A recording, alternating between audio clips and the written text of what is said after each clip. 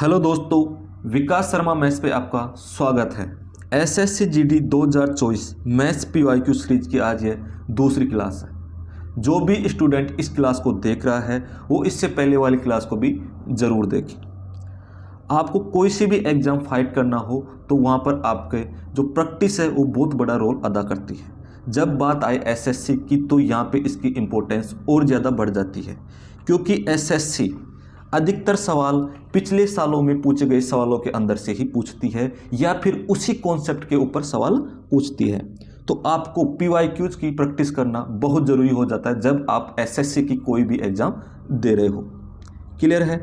तो मैं आपको हर रोज़ इस क्लास के अंदर 20 मैथ के सवालों की प्रैक्टिस करवाऊंगा और उसके साथ मैं आपको कॉन्सेप्ट भी बताऊंगा, किस क्वेश्चन के ऊपर कौन सा कॉन्सेप्ट लग रहा है। अगर उस कॉन्सेप्ट के ऊपर दूसरा सवाल आ जाए तो उसे आप आसानी से कर सके।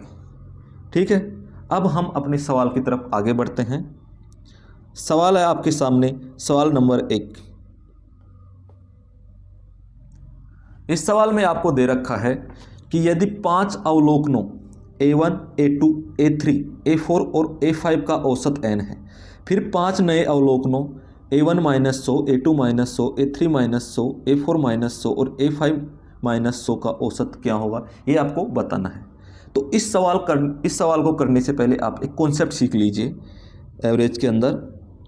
वो कॉन्सेप्ट क्या है? अगर आपको कोई भी संख्या दे रखी है, जैसे 10 है, 20 है, 30 है और 60 दे रखा है, ठीक है, तो इसका एवरेज क्या होगा ये आपको पूछा जाता है। तो आप क्या करोगे, इन संख्याओं को ऐड कर दोगे। तो कितने आ गई? जब संख्याओं को ऐड करेंगे, ये संख्या कितनी आ गई? ये आ जाएगी 120। और फिर क्या करोगे, जितनी संख्या है उन नंबर्स का भाग दे देंगे। तो कितनी संख्या है? 1 2 3 4 है, तो 4 का भाग दे देंगे। तो एवरेज क्या निकल के आया आपके पास? 30। कितना एवरेज निकल के आया? 30 एवरेज निकल के आया। फिर नेक्स्ट आपसे बोला जाए कि इन संख्याओं में से हर संख्या के अंदर आप 5 माइनस कर दो। हमने 5 माइनस कर दिया, ये लो, हमने 5 माइनस कर दी। तो ये संख्या कितनी बची? अब ये बची 5, ये 15 और ये कितनी बची? 25 और ये 55। अब आपको इनका एवरेज पूछा जाए तो इनका एवरेज क्या होगा? तो इन संख्याओं को जब ऐड करेंगे तो कितनी आ जाएगी? इनको ऐड कर दिए आप, 5, 15, 25 और 55 कितने आ गए? ये आ गए 100। कितने आ गए? 100 आ गए। और कितनी संख्या है? 4 है, भाग देंगे तो कितना आ गया इनका एवरेज? 25 आ गया। तो आपको इतनी डिटेल में नहीं करना है। अगर हर संख्या के अंदर से जो दिया गया डेटा है उसके हर डेटा के अंदर से सेम चेंज हो रहा है, जैसे -5 घटा रहे हैं, तो जो उनका एवरेज होगा उसके अंदर भी वही चेंज होगा। तो क्या करेंगे, यहाँ से 5 घटा देंगे तो कितना गया? 25। अगर 5 ऐड कर रहे हैं तो क्या होगा? एवरेज के अंदर भी 5 ऐड हो जाएगा। और इन सभी डेटाओं के अंदर हम क्या कर रहे हैं? 5 से मल्टीपल कर रहे हैं, तो एवरेज भी क्या होगा? 5 से मल्टीपल हो जाएगा। 5 से डिवाइड कर रहे हैं तो एवरेज 5 से डिवाइड हो जाएगा। जो भी चेंजेज जो ये क्या नाम से दिए गए डेटा है उनके अंदर होंगे, सेम चेंजेस होने चाहिए सभी डेटाओं के अंदर, तो वही चेंज एवरेज के साथ भी होगा। क्लियर है? क्या ये चीज़ आप सभी को क्लियर है? अगर ये चीज़ आप सभी को क्लियर है तो अब हम इस सवाल को करते हैं। सवाल में आपको दे रखा है, ये जो डेटा है दे रखे हैं और इन डेटाओं में से फिर क्या करें? सभी डेटाओं के अंदर से आप एक यहाँ पर क्या कर रहे हैं? 100 माइनस कर रहे हैं। क्या कर दिए? 100 माइनस कर दिए। यहाँ भी देखिए 100 माइनस है, यहाँ भी 100 माइनस। तो क्या पहले क्या था एवरेज? पहले इनका एवरेज n था। अब हर डेटा के अंदर से 100 माइनस हो रहा है तो एवरेज के अंदर क्या होगा? एवरेज के अंदर भी 100 माइनस हो जाएगा। तो आपका आंसर निकल के आएगा नया एवरेज n - 100। तो कौन सा ऑप्शन सही है? ऑप्शन नंबर 2 आपका सही आंसर है। क्लियर है? ये चीज़ क्या आप सभी को क्लियर है? यस या नो के अंदर जवाब दीजिए। अगर क्लियर है तो अब हम आगे बढ़ते हैं अगले सवाल की तरफ। अगला सवाल है आपके सामने, स्क्रीन पर दिख रहा है। इस सवाल को पढ़िए। यहाँ पे आपको दे रखा है कि यदि सोनू 20 मीटर पर सेकंड की चाल से कार चला रहा है तो कितने समय में सोनू 936 किलोमीटर की दूरी तय करेगा? तो आपको यहाँ पे टाइम बताना है। मैंने आपको कल वाली क्लास में बताया था कि अगर स्पीड क्या दे रखी हो, मीटर पर सेकंड में दे रखी हो और उसे किलोमीटर पर हावर के अंदर चेंज करना हो तो हम क्या करेंगे, 18/5 से मल्टीपल कर देंगे। और अगर किलोमीटर पर हावर के अंदर स्पीड हो और उसे मीटर पर सेकंड के अंदर चेंज करना हो तो हम क्या करेंगे, 5/18 से मल्टीपल कर देंगे। ठीक है, तो यहाँ पे जब दूरी क्या दे रखी है, किलोमीटर में दे रखा है और समय हमें हावर के अंदर दे रखा है, तो स्पीड क्या होनी चाहिए, किलोमीटर पर हावर स्पीड होनी चाहिए।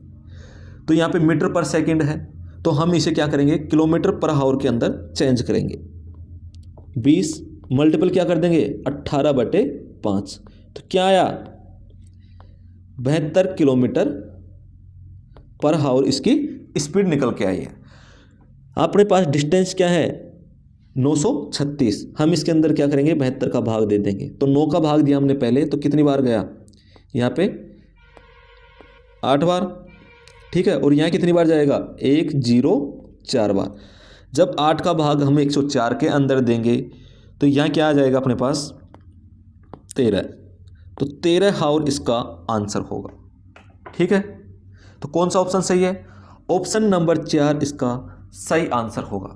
तो 13 घंटे के अंदर सोनू 936 किलोमीटर की दूरी तय कर लेगा बिना किसी रुकावट के। अब हम आगे बढ़ते हैं अगले सवाल की तरफ। अगला सवाल आपको दे रखा है कि एक शंकु की ऊंचाई 16 सेंटीमीटर और इसके आधार की त्रिज्या 30 सेंटीमीटर है। यदि पेंटिंग की दर 14 रुपये पर वर्ग सेंटीमीटर है तो बाहर से शंकु के वक्र पृष्ठीय क्षेत्रफल का पेंट करने में कुल लागत क्या होगी, ये आपको बताना है। तो यहाँ पे वक्र पृष्ठीय क्षेत्रफल का फॉर्मूला आपको आना चाहिए। तो अब शंकु से रिलेटेड जितने भी फॉर्मूले हैं वो हम सीख लेते हैं। कौन कौन से फॉर्मूले हैं, तो इधर देखिए, शंकु कैसा होता है पहले तो मैं आपको ये बता देता हूं। शंकु इस आकृति का होता है। ठीक है, ये जो है तिर्यक ऊंचाई है इसकी। अब इसका वॉल्यूम क्या होता है, वॉल्यूम होता है 1/3 पाई r² h। फिर पूछ लिया जाए जो इसका क्या होता है, वक्र पृष्ठीय क्षेत्रफल जिसे बोलते हैं CSA, वो क्या होता है, वो होता है पाई r/l। अब ये l कैसे निकालते हैं, ये l निकालते हैं r² प्लस h², इन दोनों को जोड़ के इनका रूट कर देते हैं तो क्या निकल के आता है हमारे पास, इसकी तिर्यक ऊंचाई निकल के आती है l। क्या निकल के आती है, तिर्यक ऊंचाई।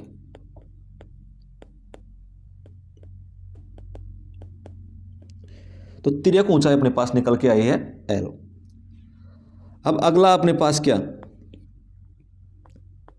TSA, टोटल क्षेत्रफल बताना आपको। तो क्या होता है, CSA प्लस जो बेस है उसका क्षेत्रफल। तो CSA क्या है, पाई r/l प्लस पाई r²। तो हम इसे लिख सकते हैं पाई r प्लस, और प्लस नहीं कोष्टक है, एक मिनट,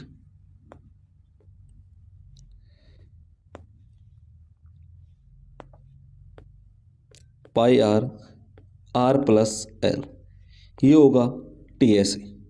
ठीक है, अब हम क्वेश्चन को करते हैं। हमें फॉर्मूले पता चल ही गए हैं। इधर देखिए आप, क्वेश्चन है तो इसमें कौन सा फॉर्मूला लगेगा, वक्र पृष्ठीय क्षेत्रफल। तो क्या होगा, पाई r/l। तो l क्या है, l कैसे निकल के आएगा, l निकल के आएगा जो यहाँ पे आपको ऊंचाई दे रखी है 16 का क्षेत्र वो क्या होता है, स्क्वायर 256 प्लस 30 का स्क्वायर 900। तो यहाँ पे देखिए टोटल कितनी हो गई, 1156 का रूट करना है तो कितने का होता है, 34 का। तो अपने पास जो l है वो 34 निकल कर आया है। तो यहाँ पे सोल्व कीजिए आप, 22/7 इंटू क्या होता है, r कितना है 30, l कितना है 34। ठीक है, और एक जो वर्ग वो सेंटीमीटर है उसका जो दर है वो क्या है 14 है। तो इसको भी हम मल्टीपल कर देते हैं। अब हम इसे क्या करते हैं, कैंसिल करते हैं। जब हम इसे कैंसिल करेंगे तो ये 2 बार कैंसिल हो जाएगा। अब इसे आप सोल्व भी कर सकते हो पूरा, और यहाँ पे आप यूनिट डिजिट से भी जा सकते हो। तो हम यूनिट डिजिट चेक करते हैं। 2 को मल्टीपल कीजिए किससे, 4 से। 8 8 को 3 से मल्टीपल कीजिए, कितना आ जाएगा, 24। 4 को फिर 2 से मल्टीपल कीजिए, 8 आ जाएगा। तो 0 के बाद में एक 8 आएगा, एक 0 के बाद में 8 आएगा। तो कौन से ऑप्शन में है, ऑप्शन 2 के अंदर है ये। तो आपका ऑप्शन नंबर 2 इसका सही आंसर होगा। ठीक है, क्या आप सभी को ये चीज़ क्लियर है? अगर आप डिटेल में करना चाहते हो तो आप कर लेना, लेकिन जब एग्जाम में ये सवाल आए, इस टाइप का आए कोई सा भी, तो आप इसको ऐसे ही करना, क्योंकि वहाँ पे आपके पास टाइम बहुत कम होता है। ठीक है, आगे बढ़ते हैं अगले सवाल की तरफ। अगला सवाल आपके पास कि अनिल, दीपक और दिनेश एक साथ 35 दिनों में एक कार्य पूर्ण कर सकते हैं। अनिल और दिनेश एक साथ 60 दिनों में उसी कार्य को पूर्ण कर सकते हैं। दीपक अकेले कितने दिनों में उसी कार्य को पूर्ण कर सकता है, ये आपको बताना है। ठीक है, ये अनिल है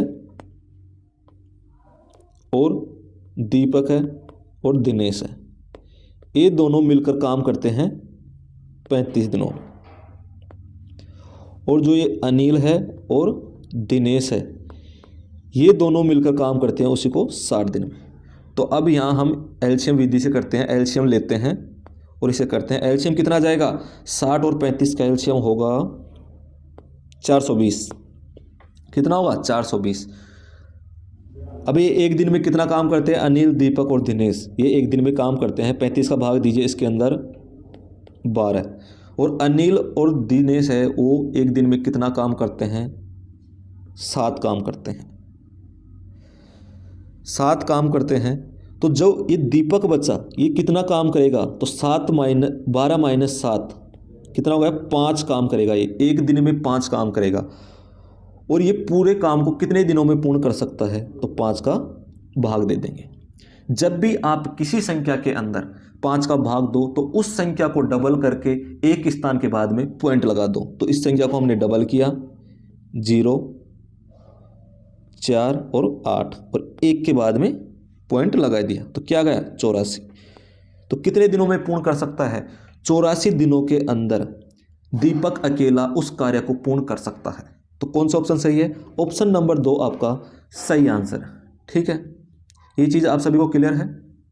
आगे बढ़ते हैं अब अगले सवाल की तरफ। अगला सवाल आपके सामने स्क्रीन पर, इसमें आपको क्या दे रखा है, 22 छात्रों के समूह का औसत वजन 1 किलो बढ़ जाता है जब शिक्षक का वजन भी शामिल होता है। यदि 22 छात्रों के समूह का प्रारंभिक औसत वजन 31 केजी है तो शिक्षक का वजन क्या है। पहले 22 छात्र थे, लेकिन फिर उसके अंदर क्या करें, हम एक शिक्षक को भी ऐड कर दिए। जब हमने शिक्षक को ऐड किया तो जो 22 छात्रों का समूह था उनका प्रारंभिक औसत वजन कितना था, 31 था। वो कितना बढ़ गया, अब 1 केजी बढ़ गया। तो आप इधर देखिए, पहले स्टूडेंट कितने थे, ये तो स्टूडेंट हो गया और ये टीचर हो गए, ये 22 थे। ठीक है, और अब ये स्टूडेंट आया, पता नहीं कौन है, एक्स है। पहले इनका जो एवरेज था वो 31 केजी था, लेकिन जब से ये आया है तो ये +1 हो गया, 1 केजी बढ़ गया है। तब टोटल नंबर जो आदमी हैं उनके कितने हो गए, 1 और बढ़ गया है। जो 1 और बढ़ गया तो टोटल नंबर अपने पास कितने आए हैं, अब ये टोटल नंबर हो गए 23। अब इनका औसत वजन कितना बढ़ रहा है, 1 बढ़ रहा है। कितना बढ़ा, 1 बढ़ गया। तो 23 किलो तो बढ़ेंगे ही बढ़ेंगे, लेकिन जो पहले कितना था, 23 तो ये बढ़ गया, लेकिन पहले कितना था, 31 केजी और था। कितना था, 31 केजी। तो प्लस में क्या करेंगे, 31 और कर देंगे, तो कितना आया, हम जब इसको ऐड कर देंगे तो क्या निकल के आएगा अपने पास, 4 और 5 54 केजी। ठीक है, क्योंकि 31 केजी तो पहले सभी का था ही, तो ये तो बेस मान के चलेंगे ही, लेकिन 23 केजी और बढ़ गया, इतना ज़्यादा और था टीचर के अंदर, तो क्या हो गया, 54 केजी। क्लियर है। अब हम आगे बढ़ते हैं।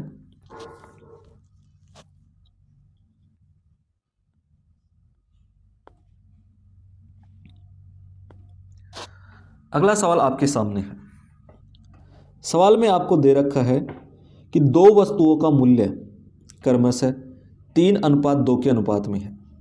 पहली वस्तु के मूल्य में 40% की वृद्धि हुई और दूसरी वस्तु के मूल्य में x% की कमी हुई।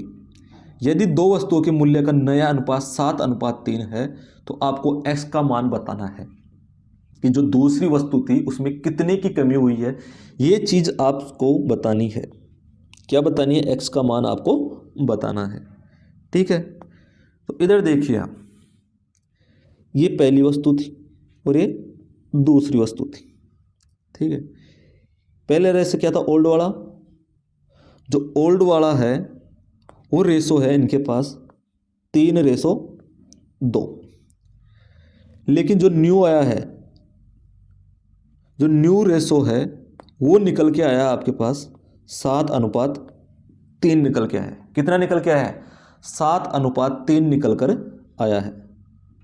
ठीक है, अब जो पहली वस्तु के मूल्य में 40% की वृद्धि हुई, कितने की वृद्धि हुई? 40% की वृद्धि हुई। तो हम यहाँ पे कैलकुलेशन को इजी बनाने के लिए हम क्या करते हैं, यहाँ पर एक एक जीरो लगा देते हैं। अब 30 का 40% कितना हो गया? 12। तो कितना बढ़ा? +12। कितना बढ़ा? +12 हो गया। और +12 बढ़ के कितना हो गया? +12 बढ़कर ये हो गया है 42। अब 42 7 का कितना मल्टीपल है? गुणा 6। कितना मल्टीपल है? गुणा 6 मल्टीपल है। तो जो 3 है ये कितना मल्टीपल होगा? ये भी 6 से मल्टीपल हो जाएगा। कितना हो गया? 18। तो कितने की कमी हुई? -2 की कमी हो गई। कितने की? -2 की कमी हो गई है 20 के ऊपर। तो इसका जो परसेंटेज वैल्यू है क्या आएगा? 2/20। 1/10 आ गया। तो 1/10 फ्रैक्शन है, उसकी वैल्यू क्या होगी परसेंटेज के अंदर? 10%। ठीक है, तो कौन सा ऑप्शन सही है? ऑप्शन 4 आपका सही आंसर है। क्लियर है? आप लोग देख पा रहे होंगे कि अगर आपको मैथ के कुछ कॉन्सेप्ट आते हैं तो आप इन सवालों को कितने अच्छे ढंग से कर पा रहे हैं। अगर आपने प्रैक्टिस की होती तो आप इन्हें और अच्छे ढंग से कर पाते। ठीक है, अब आगे बढ़ते हैं अगले सवाल की तरफ।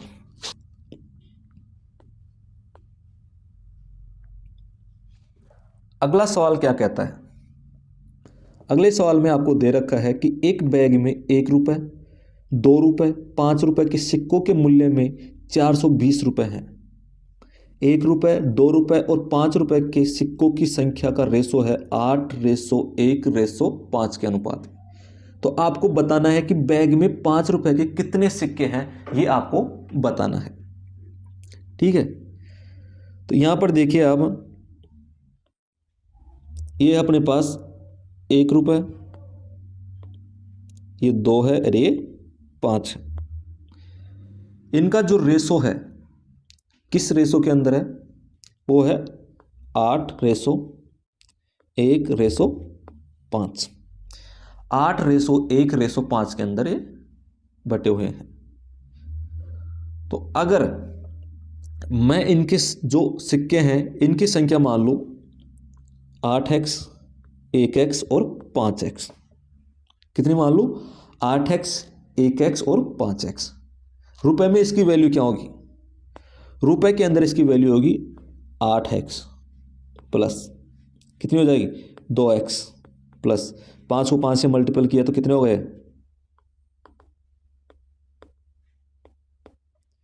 25x। जब हम इन्हें जोड़ेंगे, ऐड करेंगे तो कितना निकल के आएंगे? ऐड कीजिए आप, कितने हो गए?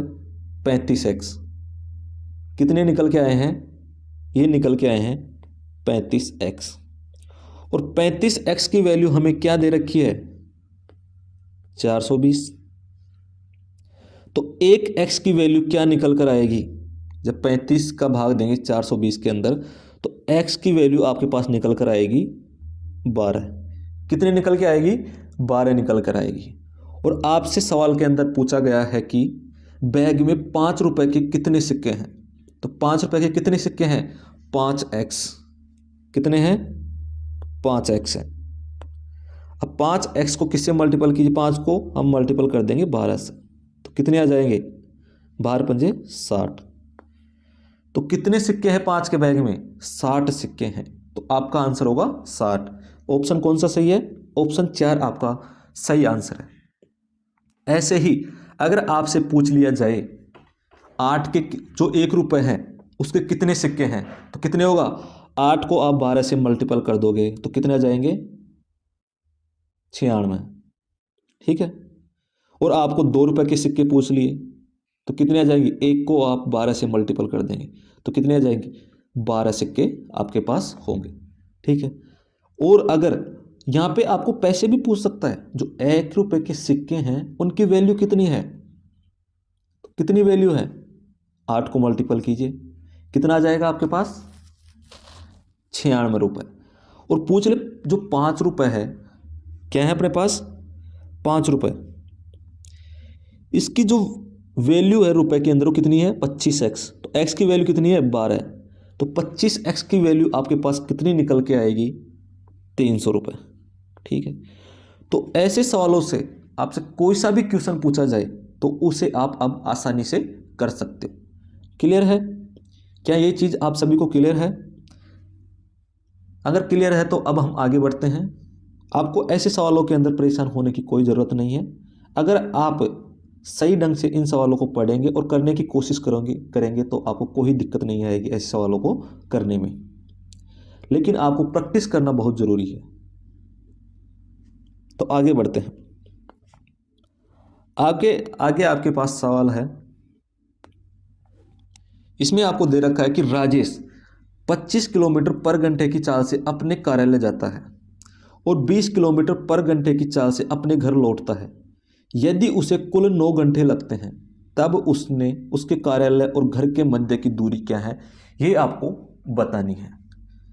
हमने कल वाली क्लास में एवरेज स्पीड निकालना सीखा था। 2 स्पीड दे दिया था और वो एवरेज स्पीड पूछ रहा था। अब यहाँ पे 2 स्पीड है और टाइम भी है, लेकिन यहाँ पे हमें क्या है, जो दोनों स्थान है उनके बीच की डिस्टेंस निकालकर बतानी है। तो इस सवाल को करने से पहले आप एक कॉन्सेप्ट सीख लीजिए। वो कॉन्सेप्ट क्या है हम यहाँ पर देखते हैं। जैसे कोई 2 स्थान है, ये हो गया, ये तो ए है और ये बी है। अब कोई आदमी है जो ए से बी S1 स्पीड से जाता है और जो बी है, बी से वापस ए है, वो जाता है S2 स्पीड से। और इन दोनों के अंदर जो टाइम लगता है वो क्या है? T है अपने पास। क्या है? T है। आने और जाने के अंदर जो टाइम लग रहा है वो अपने पास क्या है? T है। अब हमें क्या करना है? इनके बीच डिस्टेंस निकालना है। तो हम इसको मान लिए, क्या मान लिए?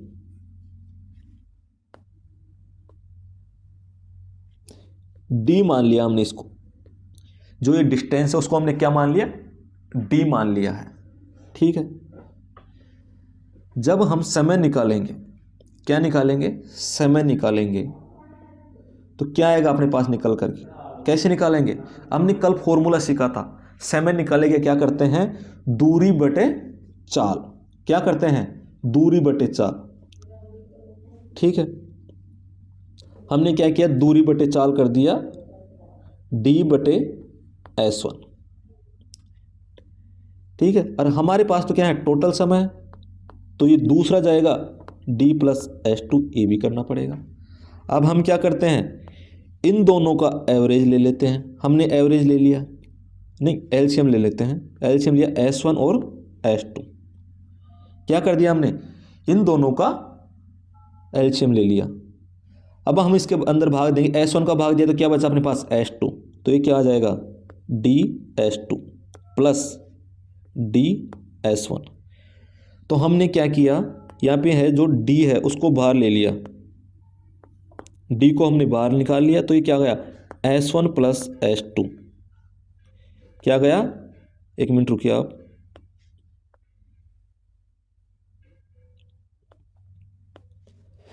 यहाँ पे निकल के आया D, हमने कॉमन ले लिया तो ये S1 प्लस S2 बटे में क्या आ जाएगा, क्या निकल के आया है, बटे में आ जाएगा S1 और S2। ये किसकी वैल्यू है, जो एवरेज टाइम है दोनों साइड का टाइम लगा था उसकी वैल्यू है।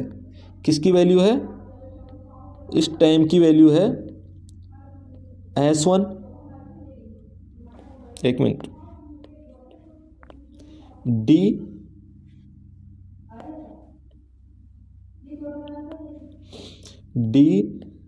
S1 प्लस S2 बटे S1 S2।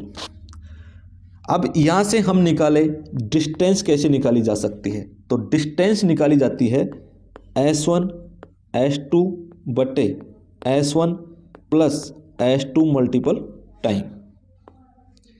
तो ये फॉर्मूला आप सभी को पता होना चाहिए और याद भी होना चाहिए डिस्टेंस निकालने के लिए।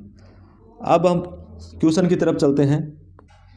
क्वेश्चन में आपको दो स्पीड दे रखी है, एक 25 किलोमीटर और एक 20 किलोमीटर। तो हम यहाँ पे डिस्टेंस निकालते हैं। डिस्टेंस कैसे निकालेंगे, इधर देखिए, डिस्टेंस आपके पास, डिस्टेंस इक्वल क्या होगा, S1 इंटू S2, तो 25 इंटू 20 और S1 प्लस S2 क्या हो गया, 25 प्लस 20 इंटू टाइम क्या हो गया 9। जब हम इन्हें ऐड करेंगे कितना हो जाएगा, ये 45 हो जाएगा। अब हम क्या करते हैं, इनको कैंसिल कर देते हैं। 9 से 9 5 बार कैंसिल हो गया, ये 5 बार। तो अब इन्हें मल्टीपल करेंगे, क्या हो जाएगा, डिस्टेंस आपके पास निकल के आएगी 100 किलोमीटर। क्या निकल के आएगी, 100 किलोमीटर। इन दोनों जो डिस्टेंस कार्यालय और घर उसके बीच की जो दूरी है वो क्या है, 100 किलोमीटर है। तो कौन सा ऑप्शन सही है, ऑप्शन 4 आपका सही आंसर है। ठीक है, अगर ये फॉर्मूला आपको पता है तो आप इसे बहुत जल्दी निकाल सकते हो, नहीं तो जैसे मैंने ये फॉर्मूला आपको निकाल के बताया है उस प्रक्रिया से भी आप इसका आंसर निकाल सकते हो। वो आपके ऊपर डिपेंड करता है आप कैसे निकालना चाहते हो। अगर आपको एग्जाम फाइट करनी है तो आप इस हिसाब से निकालना प्रीफर करोगे। अब हम आगे बढ़ते हैं अगले सवाल की तरफ। अगला सवाल आपके सामने है। इस सवाल में आपको दे रखा है कि एक कमरे की लंबाई, चौड़ाई और ऊंचाई 21 मीटर, 12 मीटर और 16 मीटर है। उस कमरे में रखी जाने वाली सबसे बड़ी रोड की लंबाई क्या होगी, ये आपको बताना है। जब आपको किसी भी चीज़ का जो कमरा है उसके आपको क्या दे रखा है, ऊंचाई दे रखा है, लंबाई चौड़ाई दे रखा है, तो ये क्या बन गया है, ये क्यूबॉइड बन गया है। क्या बन गया है, घनाभ बन गया है। तो घनाभ के अब सभी फॉर्मूले देख लेते हैं घनाभ के अंदर। तो घनाभ है, जो घनाभ है उसका वॉल्यूम क्या होता है, घनाभ का वॉल्यूम क्या होगा, लंबाई गुणा चौड़ाई गुणा ऊंचाई। तो LBH उसका वॉल्यूम हो जाएगा। फिर जो क्षेत्रफल होता है इसका पृष्ठीय क्षेत्रफल होता है इसका, पृष्ठीय क्षेत्रफल, पृष्ठीय क्षेत्रफल क्या होगा, एरिया। एरिया हो जाएगा 2 गुणा लंबाई गुणा ऊंचाई प्लस चौड़ाई गुणा ऊंचाई हो जाएगा, जिसे आप लिख सकते हो, क्या लिख सकते हो, 2HL प्लस B। ठीक है, और टोटल एरिया, जो टोटल एरिया है वो क्या निकल के आएगा, टोटल एरिया निकल के आएगा इसका 2 गुणा लंबाई गुणा चौड़ाई प्लस चौड़ाई गुणा ऊंचाई प्लस ऊंचाई गुणा लंबाई। ये आपके पास निकल कर आएगा। ठीक है, अब एक और है चौथे नंबर का विकर्ण। विकर्ण कैसे निकालें, विकर्ण, घनाभ का विकर्ण कैसे निकालें, तो L² प्लस B² मतलब लंबाई स्क्वायर प्लस चौड़ाई स्क्वायर प्लस ऊंचाई स्क्वायर और इसका रूट कर देंगे। ठीक है, तो इससे आपका क्या निकल के आएगा, विकर्ण निकल के आएगा। तो अब हम सवाल की तरफ चलते हैं। तो उस कमरे में यहाँ पे दे रखा है आपको, जो कमरा है उसके अंदर रखी जाने वाली सबसे बड़ी रोड, अगर कोई भी घनाभ है उसके अंदर सबसे बड़ी रोड रखा जाने के लिए आपको बोला जाए तो आप कितनी बड़ी रोड रख सकते हो, तो आप बोलोगे उसका जो विकर्ण होगा वो सबसे बड़ी यानी कि साइज होगी, भुजाओं से भी बड़ी साइज होगी। तो सबसे ज़्यादा बड़ा अगर हम कोई रोड रख रहे हैं तो विकर्ण के बराबर होना चाहिए। तो यहाँ पे कौन सा फॉर्मूला लगेगा, विकर्णवाल लगेगा। तो विकर्णवाल निकालने के लिए हम क्या करेंगे, एल का स्क्वायर कर देंगे। 21 का स्क्वायर कितना हो जाएगा, 441 प्लस फिर अपने पास क्या है 12 का स्क्वायर, 12 का स्क्वायर कितना हो जाएगा 144, ये हो गया 144, फिर 16 का स्क्वायर 256 और इनमें क्या हो गया रूट। अब हम निकालेंगे, इनको ऐड कर देते हैं, कितने हो गए 6 और 4 10 और 1 11 हो गए, 5 और 1 6 और 4 10, 10 और 4 14 हो गए, फिर 1 बचा, फिर 2 और 1 3 और 4 कितने हो गए 8 हो गए और इसका रूट। तो 841 किसका रूट, जो 841 है इसका रूट क्या होगा, किसका स्क्वायर होता है 841। तो यहाँ पे आप देखोगे 32 कैंसिल है और 25 कैंसिल है, क्योंकि 32 का स्क्वायर करेंगे तो यूनिट डिजिट 4 होगा और 25 का स्क्वायर करेंगे तो यूनिट डिजिट क्या होगा 5 होगा। ठीक है, और यहाँ पे बचा फिर 31 और 29, 9 का स्क्वायर करेंगे तो 1 आएगा यूनिट डिजिट और 31 का स्क्वायर करेंगे तो भी 1 आएगा यूनिट डिजिट। अगर आपको डायरेक्ट पता है तो आप क्या करेंगे, यहाँ पे 29 लिख देंगे। अगर आपको डायरेक्ट पता है कि 841 किसका रूट ओ 841 का रूट क्या होता है तो आप डायरेक्ट 29 लिख दोगे। लेकिन अगर आपको पता नहीं है, अगर आपको 30 का पता है तो 30 का कितना होता है 900, तो 31 का क्या होगा 900 से ज़्यादा, तो यहाँ पे क्या है 900 से कम है, तो क्या होगा ऑप्शन 4, ये भी उस हिसाब से कैंसिल हो जाएगा। तो आप इसे ऑप्शन से भी कर सकते हो, अगर आपको पता है तो आप डायरेक्ट भी कर सकते हो। ठीक है, अब हम आगे बढ़ते हैं। अगला सवाल आपके सामने है। सवाल में आपको दे रखा है कि चक्रवृद्धि ब्याज पर 3 वर्ष में एक राशि स्वयं की 5 गुना हो जाती है, कितने वर्षों में राशि स्वयं की 125 हो जाएगी, ये आपको बतानी है। चलो तो यहाँ देखिए आप, कोई राशि 1 थी, वो कितनी हो गई 5 हो गई, कितने दिनों के अंदर 5 हुई, वो 5 हुई है 3 वर्ष के अंदर। 5 गुना कितने वर्ष के अंदर हो गई 3 वर्ष के अंदर। फिर ये 5 गुना होगी, 5 का 5 गुना कितनी हो जाएगी 25, फिर ये 5 गुना होगी, 25 का 5 गुना कितनी हो गई 125, और यहाँ पे कितनी हो रही है 125 गुना ही हो रही है। कितने वर्षों के अंदर हुई है 5 गुना 3 वर्षों के अंदर। ये कितने वर्षों के अंदर हुई है 3 वर्षों के अंदर हुई है। तो कितने वर्ष हो गए टोटल 3 3 6 और 3 9, तो आपका आंसर क्या होगा 9 वर्ष के अंदर ये 125 गुना हो जाएगी। लेकिन आपको ऐसा नहीं करना है। ठीक है, जब 5 की पावर, यहां देखिए 5 की पावर 1 है, क्या है 5 की पावर 1, ये कितने सालों के अंदर हो रही है 3 सालों के अंदर। 5 की पावर 3 मतलब 125, 5 की पावर ये कितने सालों के अंदर होगी, जब ये चीज 3 से मल्टीपल हो रही है तो ये भी 3 से मल्टीपल हो जाएगी, तो क्या आ जाएगा 9। तो आप इसे इस शॉर्ट तरीके से भी कर सकते हो। ठीक है, क्या ये चीज़ आप सभी को समझ में आया? क्या जो मैंने इस सवाल को करने के दोनों तरीके बताए हैं वो समझ में आए? कोई दिक्कत आपको? अगर दिक्कत नहीं है तो अब हम आगे बढ़ते हैं।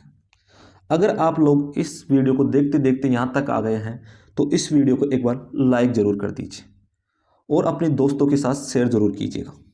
ठीक है, आगे बढ़ते हैं अगले सवाल की तरफ। अगला सवाल आपके सामने है बोर्ड मास का। किसका है? बोर्ड मास का। तो हमने कल वाली क्लास में आपको बोर्ड मास में बताया था कि पहले आपको किस चीज़ को सोल्व करना है। किसको करना है? पहले ब्रैकेट को, फिर किसको? ऑफ को, फिर डिवाइड को, फिर मल्टीपल को, फिर उसको ऐड को, फिर सब्सट्रैक्ट को। ठीक है, तो यहाँ पहले हम क्या करते हैं? ब्रैकेट को सोल्व करते हैं। तो ब्रैकेट हमारे पास सामने दिख रहा है ये वाला, तो हम इसे सोल्व करने की कोशिश करते हैं। हम इधर से सोल्व करते हैं तो ये कितना आ गया? 2 का भाग देंगे 4 के अंदर तो कितना आ जाएगा? ये 2 माइनस 6 प्लस, इसको सोल्व करेंगे, सरलीकृत करेंगे तो क्या आ जाएगा? 4 × 12 और 13/4 आ जाएगा। तो इसे हम लिख सकते हैं 4। अब हम इसका एलसीएम ले लेंगे। 4 कितना हो जाएगा? 16 और 13, यहाँ पे 16 आ जाएगा, 13 कितने हो गए? 29, तो ये 29/4 हो जाएगा। तो हमने ब्रैकेट सोल्व कर दिया। अब हम यहाँ पे आते हैं 5 दूनी 10, इसको सोल्व करते हैं। 10 11/2 माइनस 29/4, एलसीएम लिया 4, 22 माइनस 29, तो कितना आ जाएगा 7/4, वो भी माइनस का। क्या गया 7/4 आ गया माइनस का, तो इसका आंसर क्या होगा -7/4। कौन सा ऑप्शन सही है? ऑप्शन 4 आपका सही आंसर है। ठीक है, तो जो इसका कॉन्सेप्ट था बोर्ड मास का हमने पिछली वाली क्लास के अंदर बता दिया। इसलिए हम कहते हैं कि आप इस क्लास को देख रहे हो तो इससे पहले वाली क्लास को भी ज़रूर देखें, क्योंकि हमने वहाँ पे कुछ कॉन्सेप्ट बता रखे हैं। हम बार बार तो रिपीट करेंगे नहीं, क्योंकि फिर वीडियो बहुत लंबी हो जाती है। ठीक है, आगे बढ़ते हैं। आगे आपके सामने है कि जो 5 महिलाएं एक कार्य को 8 दिनों में पूरा कर सकती है, जबकि 8 बच्चे उसी कार्य को पूरा करने में 10 दिन लेते हैं, तो 2 महिलाएं और 4 बच्चों को कार्य पूरा करने में कितना दिन लगेगा वो आपको बताना है। अब कार्य तो एक ही है, लेकिन जब महिलाएं कर रहे हैं तो वो 8 दिन ले रहे हैं और बच्चे कर रहे हैं तो उसको 10 दिन ले रहे हैं, और इनकी संख्याएं भी अलग अलग है। तो क्या होगा 5 वुमन इंटू 8 इक्वल क्या है 10 चिल्ड्रन इंटू 10 हो गए। 8 चिल्ड्रन क्या है 8 चिल्ड्रन है। अब हम ये क्या करते हैं, इनको कैंसिल करते हैं। 8 से 8 कैंसिल, 2 से 2 कैंसिल और 5 कैंसिल। ठीक है, तो क्या निकल के आया है वुमन और चिल्ड्रन का रेशो निकल के आया है 2:1। अगर चिल्ड्रन एक काम करता है तो वुमन कितना काम करती है 2 काम करती है। अब हम टोटल काम निकालेंगे, तो टोटल काम आप किसी से भी निकाल सकते हो, इससे भी या इसी से भी, कहीं भी रख सकते हो। तो हमने यहाँ पे रखा, तो 8 चिल्ड्रन है, तो क्या हो जाएगा ये 8 इंटू 1 इंटू 10, तो टोटल क्या काम कितना निकल के आया है 80 निकल के आया है। टोटल काम 80 निकल कर आया है। तो 2 महिलाएं और 4 बच्चे कार्य को पूरा करने में कितना दिन लगेंगे, तो 2 महिलाएं कितनी हो गई, 2 को 2 से मल्टीपल करेंगे तो 4, और एक प्लस 4 को 1 से मल्टीपल करेंगे तो 4, कितने हो गए टोटल 8। तो 8 का भाग दे देंगे, कितनी बार गया 10 बार। तो क्या ऑप्शन आया है 2 महिलाएं और 4 बच्चे मिलकर उस काम को 10 दिन में पूरा कर लेंगे। तो कौन सा ऑप्शन सही है, ऑप्शन 1 आपका सही आंसर है। ठीक है, अब हम आगे बढ़ते हैं अगले सवाल की तरफ। अगला सवाल आपको दिख रहा है 2 की पावर 3 मल्टीपल 3 की पावर 5, ये एक संख्या है, और 3 की पावर 3 इंटू 5 की पावर 2 एक दूसरी संख्या है। और इसको आपको क्या बताना है महत्तम समापवर्तक, मतलब आपको HCF बताना है।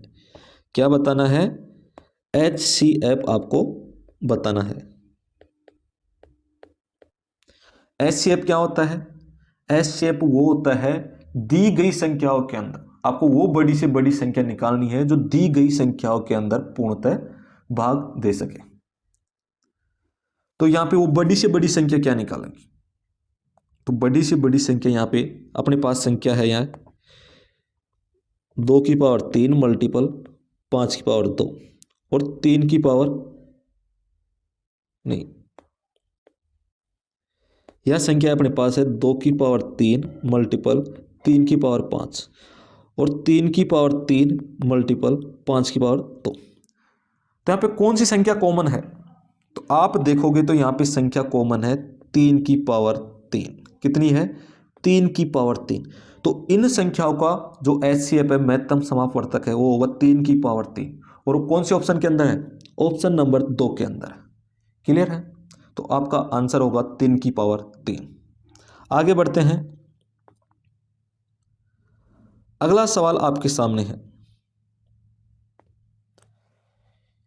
यह सवाल आपका परसेंटेज का है। इसमें पूछा गया कि P Q से 40% कम है तो Q P से कितना प्रतिशत अधिक है, ये आपको बताना है। GD ऐसे सवाल भी पूछती है जो बहुत ही इजी सवाल है। ये अपने पास P है और ये Q है। जो P है वो Q से 40% कम है। अगर Q 100 है तो P कितना कम है इससे 40 कम है, तो कितना हो जाएगा P 60 हो गया। कितना हो गया 60 हो गया। अब पूछा है कि जो Q है वो P से कितना प्रतिशत अधिक है, जो Q है वो P से कितना प्रतिशत अधिक है, इससे कितना प्रतिशत अधिक है, तो +40 ज़्यादा है। तो किसके रेफरेंस से पूछा जा रहा है, P के रेफरेंस में। अगर P के रेफरेंस में पूछा जा रहा है तो जो P की वैल्यू है वो नीचे आएगी, और कितना ज़्यादा है, 40 ज़्यादा है। अब आप क्या करोगे, 100 से मल्टीपल कर दीजिए इसे। 100 से मल्टीपल किया तो क्या आ गया, ये 0 कैंसिल, ठीक है, 2/3 आ गया। तो 200/3 निकल के आया है, तो इसका आंसर होगा आपके पास 66.6666। ठीक है, तो कौन सा ऑप्शन सही है, ऑप्शन नंबर 2 आपका सही आंसर। क्लियर है, आप सभी को ये चीज़ क्लियर है। अगर क्लियर है तो अब हम आगे बढ़ते हैं अगले सवाल की तरफ। अगला सवाल आपके सामने है कि 10% प्रति वर्ष वार्षिक चक्रवृद्धि ब्याज दर पर कितने समय में 80,000 रुपये की राशि 1,17,128 रुपये हो जाएगी, ये आपको बताना है। तो आप मुझे बताइए, अगर आपके सामने 10% हो, क्या दे रखा है 10%, तो फ्रैक्शन में कैसे लिखोगे, तो आप बोलो 1/10। तो इसका मतलब क्या हुआ, अगर पहले कोई धन 10 था तो अब ये कितना हो रहा है, पहले कोई धन कितना था 10 था, तो अब कितना हो गया, 11। कितना हो गया, ये 11 हो गया है। ठीक है, तो अब हम सवाल को करते हैं। यहाँ पर देखिए अब 11/10 एक साल के अंदर हो जाता है। अब हमें पता नहीं कितने साल है, यहाँ पे n हम लगा देते हैं, और अपने सामने क्या है 117,128/8,000, 80,000, कितने हो गए, 80,000 हो गए हैं। तो अब नीचे की जो संख्या है, नीचे की संख्या को हम पकड़ते हैं। नीचे की संख्या को अगर हमें स्क्वायर मान ले, क्यूब मान ले, किसी की 4 पावर मान ले, तो हमें क्या करना चाहिए, तो हमें यहाँ से 8 को 8 देना चाहिए। हम यहाँ से 8 से 8 देते हैं तो कितना आ जाएगा 8। 8 को भाग दीजिए एक बार, 3 37, 8 चौक 32, 5 52 हो गए, तो 1 51 हो गए, कितने 8 6 48, 3 32, तो 8 चौक 32 और 1, तो हमारे पास आया है 14,641 बटे कितना गया 10,000। अब 10,000 क्या है, 10 की पावर 4 है। 10,000 क्या है, 10 की पावर 4 है, और 14,641 क्या है, 11 की पावर 4 है। क्या है, 11 की पावर 4 है। तो ये 11/10 एन इक्वल अपने पास निकल के आया है 11/10 4। तो यहाँ एन की वैल्यू कितनी निकल के आई है, 4 वर्ष। तो कितने वर्ष होंगे, जो यहाँ पे समय पूछा है कितने हो गए, 4 वर्ष। तो कौन सा ऑप्शन सही है, ऑप्शन 1 आपका सही आंसर है। क्लियर है, अगर ये चीज़ आप सभी को क्लियर है तो अब हम आगे बढ़ते हैं अगले सवाल की तरफ। अगला सवाल आपके सामने है कि एक शहर में भालुओं की संख्या हर वर्ष 3% की दर से बढ़ रही है। यदि शहर में भालुओं की वर्तमान जनसंख्या 21,218 है तो 2 वर्ष पूर्व भालुओं की जनसंख्या कितनी थी, ये आपको बताना है। ठीक है, हम यहाँ पे जो भालुओं की संख्या है उसको क्या मान लेते हैं, x मान लेते हैं, और वो हर साल 3% बढ़ रही है। तो कितनी हो रही है, पहले 100 थी, अब ये 103 हो गई, मल्टीपल, पहले 100 थी और ये 103 हो गई, क्योंकि 2 साल तक बढ़ी है। और इसकी बढ़ने के बाद वैल्यू क्या है, बढ़ने के बाद वैल्यू है 21,218। कितनी है, 21,218। अब हम क्या करते हैं, कैंसिल करते हैं 103 से। जब हम इसके अंदर 103 का भाग देंगे, क्या करेंगे, 103 का भाग देंगे, या फिर आप 103 को मल्टीपल कर लीजिए, कैसे भी कर लें, अपन भाग देके देख लेते हैं। हम भाग देते हैं, हमने 103 का भाग दिया 212 के अंदर, तो ये जाता है 2 बार। कितनी बार जाता है, 2 बार जाता है। ये कितने हो गए 206, बचे क्या अपने पास 6, ये कितने हो गए 618। अब 618 के अंदर 3 का भाग देंगे, कितनी बार जाएगा, 6 बार जाएगा। कितनी बार जाएगा, 0 6, क्योंकि एक बार 0 बार जाएगा। जब हम स्टार्ट में 103 का भाग देंगे 212 के अंदर, तो ये कितना, 2 बार भाग गया 206, तो अपने पास 6 बचा, 6 और 1 61, 61 के अंदर 103 का भाग 0 बार, फिर ये बच गया कितना 618, उसके अंदर 6 बार भाग जाता है। ठीक है, अब हम फिर 103 का भाग देंगे, ये कितनी बार गया, 2 बार गया, तो क्या है अपने पास आंसर। तो अभी जो 100 है 2 बार, 1000 है 10,000, वो मल्टीपल हो जाएंगे 2 से, तो कितना हो जाएगा 20,000। तो कौन सा ऑप्शन सही है, ऑप्शन 4 आपका सही आंसर है। ठीक है, या फिर आप 103 को मल्टीपल करके कर सकते हो। 103 को कैसे मल्टीपल करोगे, 103 का स्क्वायर क्या होता है, तो जब आपको निकालना हो 103 का स्क्वायर, तो क्या करो, ये 100 से कितना ज़्यादा है, ये 100 से 3 ज़्यादा है, तो 3 का स्क्वायर कितना हो गया 9, कितना हो गया 0 9, और यहाँ पे 103, 100 से कितने ज़्यादा 3, तो 103 के अंदर 3 और ऐड कर देते तो कितना हो गया 106, तो 103 का स्क्वायर होगा 106। जब आप 106 का भाग दोगे इस संख्या के अंदर, तो ये क्या दिख रहा है, इस संख्या का भाग दोगे तो ये इस संख्या का डबल दिख रहा है, तो आप इसे ऐसे भी कर सकते हो।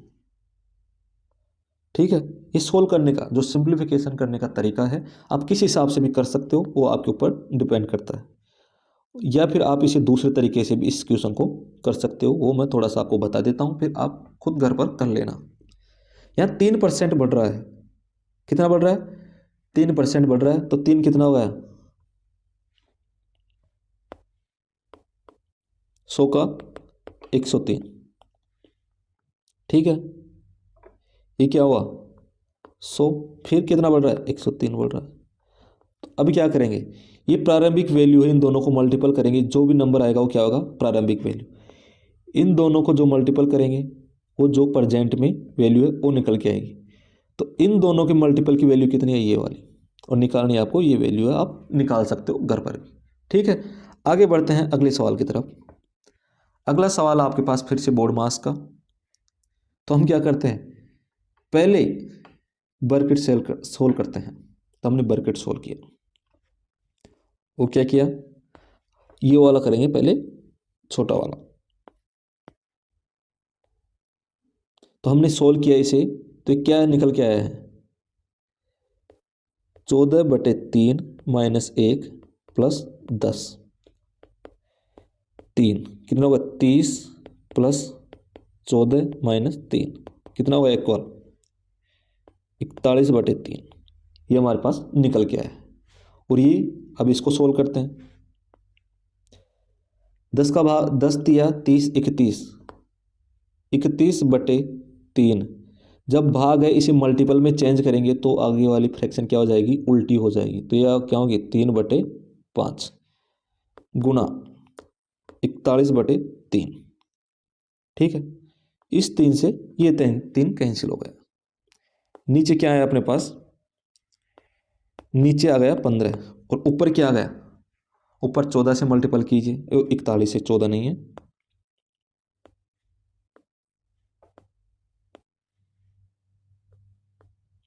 ये 41 है, तो ये 14 नहीं है। जब हम 30 से 41 से मल्टीपल करेंगे, 30 को 41 से, तो क्या आएगा, आप 30 इसको आप मान सकते हो 30 + 1, तो 41 को 30 से मल्टीपल कीजिए, 3 4 12, और इसमें ऐड कर दीजिए एक और 41, तो कितना हो जाएगा 1 7 2 1271, कितना गया 1271 आ गया। अब हम इसके अंदर भाग देंगे 15 का, कितनी बार जा रहा है 127 के अंदर हम 15 का भाग देंगे तो 8 बार गया 120, क्या बचा अपने पास 771, 4 बार गया, फिर क्या बचा अपने पास 11, 11/15। तो कौन सा ऑप्शन सही है 84 सही, 11/15, तो ऑप्शन 1 आपका सही आंसर। क्लियर है ये चीज़ आप सभी को। आगे बढ़ते हैं अगले सवाल की तरफ। अगला सवाल है कि निश्चित राशि, कोई निश्चित राशि है वो 2 सही 1/2 वर्षों में 12% प्रति वर्ष चक्रवृद्धि ब्याज की दर से कितनी हो जाती है, ₹99,182.5 हो जाती है तो ब्याज 10 मासिक संयोजित किया जाता है, यानी कि 10 महीनों का संयोजित किया जाता है। तो आप राशि बतानी है आपको, ठीक है। अगर एक वर्ष है, एक वर्ष है अपने पास, उसका ब्याज 12 है, तो एक वर्ष के अंदर कितने महीने होते हैं? 12 महीने, तो 12%। एक महीने का कितना ब्याज हो गया? 1%। तो 10 महीने का कितना ब्याज हो गया? 10%। ठीक है, 10 महीने का कितना ब्याज हो गया? 10% ब्याज हो गया। तो इधर देखिए आप, अब जो ये 2 सही 1/2 वर्ष, तो इसमें कितने महीने हो गए हैं? इसके अंदर हो गए 30 महीने। कितने हो गए? 30 महीने हो गए हैं। तो क्या हो गया? एक तरीके से आप 3 साल मान के चलो। तो जो सीआई होता है 10% की दर से, जो पहला वर्ष है, फिर दूसरा है, फिर तीसरा है। तो पहले वर्ष के अंदर 10 होता है, दूसरे वर्ष के अंदर ये होता है 21%, और तीसरे वर्ष के अंदर कितना हो जाता है? 33.1%, और चौथे वर्ष के अंदर ये हो जाता है 46.41%। ठीक है, तो यहाँ पे क्या है? 3 वर्ष। कितना है? 3 वर्ष है अपने पास। तो 3 वर्ष के बाद 33%, और जो राशि होती है वो 100 होती है, तो दोनों को ऐड कर दें, क्या हो जाएगा? 133.1 इक्वल क्या हो गया? 9982.5। इस पॉइंट को अगर हम हटाना चाहे तो ये इस पॉइंट से हट जाता है। अब ये 1331 है, 1331 किससे कैंसिल हो रहा है? अब हम इसे 11 से कैंसिल कर सकते हैं। जब हमने इसे 11 से कैंसिल किया तो कितनी बार गया? 121। इसे कैंसिल करेंगे तो कितनी बार जाएगा? 11 को 9, 0, 82 हो गए, तो कितनी बार? 7 और 5 बार गए। ठीक है, फिर हम इसे 11 से कैंसिल कर देते हैं। जब हमने इसे 11 से कैंसिल किया तो ये 11 बार, और ये कितनी बार जाएगा? 8, 2 और 5 बार। फिर 11 से कैंसिल कीजिए, कितनी बार गया है? जब 11 से कैंसिल करोगे आप तो ये जाएगा 7 और 5, तो एक की वैल्यू आपके पास निकल के आएगी 1% की 7500। तो 100% की वैल्यू क्या जाएगी? 75 निकल के आएगी। 100% की वैल्यू क्या जाएगी आपके पास? 7500 निकल कर आएगी। तो कौन सा ऑप्शन सही है? ऑप्शन नंबर 4 आपका सही आंसर है। ठीक है, आगे बढ़ते हैं अगले सवाल की तरफ। अगला सवाल आपको क्या दे रखा है? अगले सवाल में इसमें आपको दे रखा है कि एक कुर्सी को उसके अंकित मूल्य पर 10% की छूट देकर 720 रुपये में बेचा जाता है। कुर्सी का क्रय मूल्य 640 रुपये है। यदि इसे अंकित मूल्य पर बेचा जाता तो लाभ प्रतिशत आपको बताना है। तो आप देखिए, जो हमारे पास है ये तो सीपी हो गया। क्या हो गया? ये सीपी, ये एसपी और ये एमपी। ठीक है, अब यहाँ आपको दे रखा है कि जो अंकित मूल्य है उसके ऊपर 10% की छूट देकर 720 रुपये में बेचा जाता है। अंकित मूल्य कितना मान लेते हैं? 10% का मतलब 1/10। तो ये अंकित मूल्य 10 है, 1 रुपये की छूट दी तो कितने में बेचा? 9 रुपये में। कितने में बेचा? 9 रुपये के अंदर बेचा है। और 9 रुपये में बेचा कितने में है? बेचा 720 रुपये के अंदर है। तो कितने से मल्टीपल हो रहा है? 80 से। तो इसे भी आप क्या कर दीजिए? 80 से मल्टीपल कर दीजिए, तो ये 800 हो गया। एमपी कितना हो गया? एमपी हमारे पास निकल के आ गया 800। और एसपी हमारे पास है, और सीपी हमारे पास है कितना है? 640। 640 है। अगर हम एमपी के ऊपर ही बेचते तो कितने का लाभ होता? कितने का लाभ हो रहा है? प्लस कितना हो गया? 160। 160 का लाभ हो रहा है कितने के ऊपर? 160 बटे 64, 1/4। तो 1/4 की फ्रैक्शन वैल्यू क्या होगी? 25%। अगर हम उस वस्तु को एमपी पर ही बेचे, अंकित मूल्य पर ही बेचे, तो वहाँ वो 25 रुपये का लाभ कमाएगा। तो ऑप्शन क्या है? ऑप्शन 4 आपका सही आंसर है। क्लियर है? अब हम आगे बढ़ते हैं अगले सवाल की तरफ।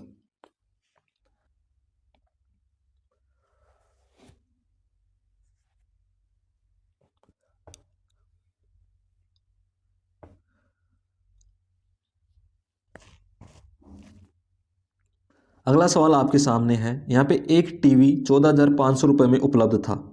दिवाली सेल के दौरान मूल्य घटकर 11,890 रुपये का हो गया। प्रतिशत छूट क्या है, ये आप लोगों को बतानी है। तो ये क्या है आपके पास, ये एमपी है और ये एसपी है। अब कितने की छूट दी है, 14,500 में से आप घटाइए 11,890, तो क्या निकल के आएगा। तो यहाँ पर आपके निकल के आएगा 2500 रे 2610 रुपये। कितना निकल के आएगा, 2610 रुपये। और कितने के ऊपर छूट मिल रही है, 14,500 के ऊपर। 100 से मल्टीपल कर दीजिए, 2 जीरो से 2 जीरो कैंसिल हो गया। अब 145 का भाग दीजिए आप, पहले 5 का भाग दे लीजिए। जब आप इसके अंदर 5 का भाग दोगे तो कितनी बार कटा, 5 और 10, 2 और 2, 522। और ये 5 का भाग देंगे 2 और 9, 29 बार कटा है। अब आप यहाँ पे 29 का भाग दीजिए। 29 का जब आप भाग दोगे तो ये एक बार जाएगा और बचेगा क्या, यहाँ पे जो बचेगा ये बच जाएगा अपने पास 29 और ये 23, और ये 2 बार जा रहा है, क्या हो गया 232। अब जब 232 के अंदर हम भाग देंगे 29 का, तो यहाँ हम इसको 30 मान लेते हैं। तो 30 का भाग देंगे तो ये लगभग 8 बार जा रहा है। कितना कम है, 8 कम है। तो कितना जाएगा 8। तो कौन सा ऑप्शन सही है, यहाँ पे ऑप्शन नंबर 3 आपका सही आंसर है। तो कितने की छूट मिल रही है यहाँ पे 18% की आपको छूट मिल रही है। ठीक है, तो यहाँ पे हमारे सभी सवाल कंप्लीट हो गए हैं। हमने आज इस क्लास के अंदर 20 सवाल किए हैं।